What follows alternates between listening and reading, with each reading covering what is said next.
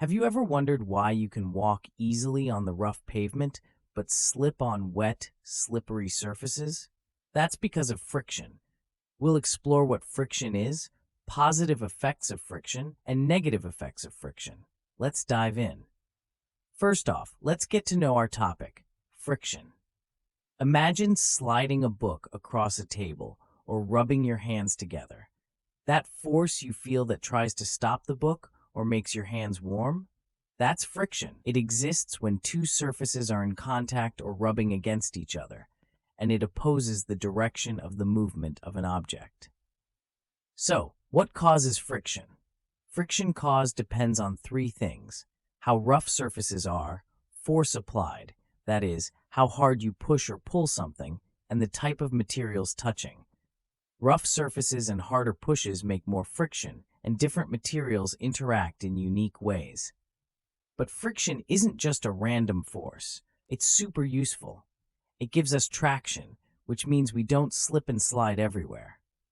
Friction enables control and stability while walking on slippery and uneven terrains or driving on icy roads.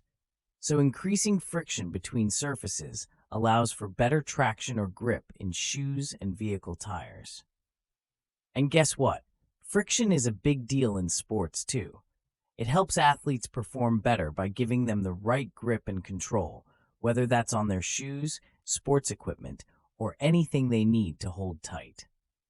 Now let's pause and think for a sec. How does friction help when you're riding a bike or writing with a pen and paper? It's again all about that grip, making sure you don't slip and keeping your pen moving smoothly on the paper. But it's not all good news. Friction can also be a bit of trouble. Friction gradually wears down surfaces. Things like shoes, tires, and machine parts need regular maintenance and replacement. That's because friction wears out tires, making them bald and also tear the shoes. And there's more. Friction can make things less efficient. It can slow down moving parts in machines and make vehicles use more fuel. This is because friction creates resistance and causes energy loss when things rub against each other. So, while friction can be helpful, it also makes us work harder to keep things running smoothly. So how can we reduce friction when it is not required? That's where lubricants come in. They make a slippery layer between surfaces. And as we have discussed earlier, that smooth surfaces have less friction.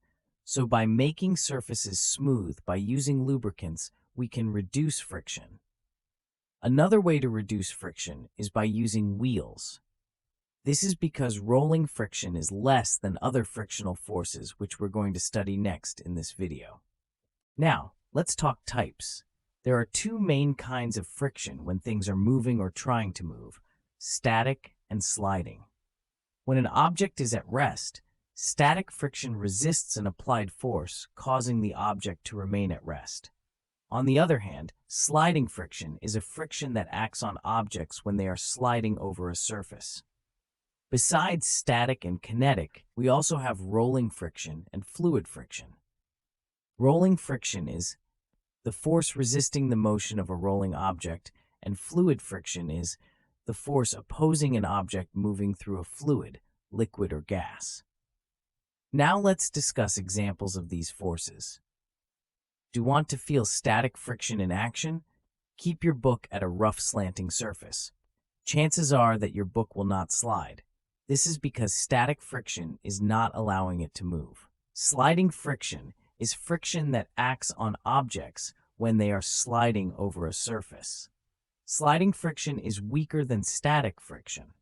That's why it's easier to slide a piece of furniture over the floor after you start it moving than it is to get it moving in the first place.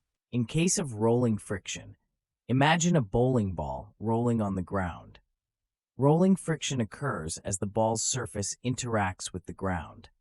Rolling friction is less than sliding friction, and that is why we use wheels to overcome friction and move things easily. Now moving on to fluid friction. Ever tried walking in a pool? Imagine walking through water. The resistance encountered while moving through a fluid, water in this case, is fluid friction. So today you have learned what friction is and its types, and also identified the positive and negative effects of friction. Now, imagine a day without friction. What could you do or not do? It might sound fun, but without friction, we'd have no control. Walking, holding things, even sitting down would be impossible. Friction might have its downsides, but it's definitely something we need. All right, that's a wrap on friction. We hope that you have understood the topic. You can now study chapter notes, watch video lectures, and solve MCQ tests of this chapter on EduRev to ensure you score well in your school exams. And that's not all. You also get amazing courses for maths, science, English, Hindi, and much more for Class 8. Thank you.